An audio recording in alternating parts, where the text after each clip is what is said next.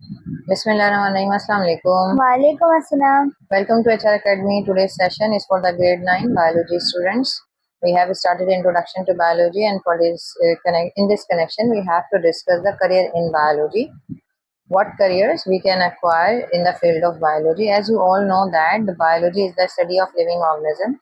It offers diverse career opportunities in various fields. Let's explore the potential careers in happens in the medicine. In medicine field is basically related with the diagnosis. Diagnosis means that we identify what disease is prevailing in a particular living organism. कोई भी जानदार है उसमें कोई बीमारी अगर मौजूद है तो वो कौन सी बीमारी है. फिर डायग्नोसिस के बाद डेफिनेटली उस डिजीज का क्या किया जाता है, ट्रीटमेंट किया जाता है. Then after that if there is any organ which is affected by any of the disease, फिर उसकी क्या रिपेयर करना हो या रिप्लेसमेंट करना हो या फिर रिमूवल करने हो किसी भी अफेक्टेड ऑर्गन को, तो वो फील्ड फिर क्या होगी, सर्जरी होगी. एंड द करियर पाथ जो इस फील्ड में होगा वो कौन सा होगा, doctor, surgeon, medical specialist. Next is agriculture and horticulture. This field is basically related with the production of crops, fruits, vegetables and dairy products. ठीक है, एग्रीकल्चर में हम क्या करेंगे, जो क्रॉप्स या वेजिटेबल्स हो गई उनके प्रोडक्शन करना, डेयरी प्रोडक्ट्स की प्रोडक्शन करना.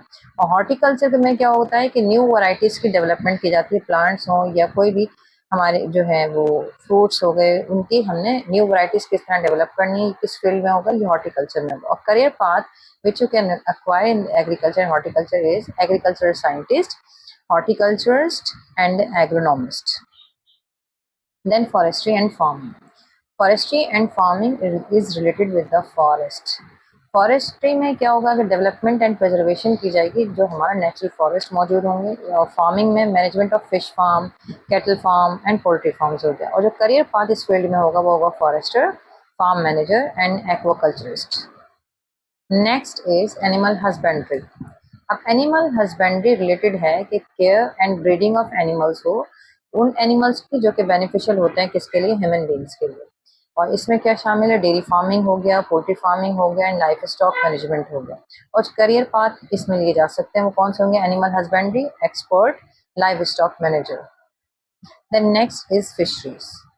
फिशरीज में क्या होगा, enhancement of fish production in quality and quantity, यानी जो फिश की क्वालिटी और क्वांटिटी है उसको किस तरह से इन्हांस किया जा सके. क्यों, क्योंकि फिश क्या है, एक वाइटल सोर्स है प्रोटीन की. और जो करियर पाथ इस फील्ड में होंगे वो क्या होंगे, fisheries scientist and aquaculture specialist.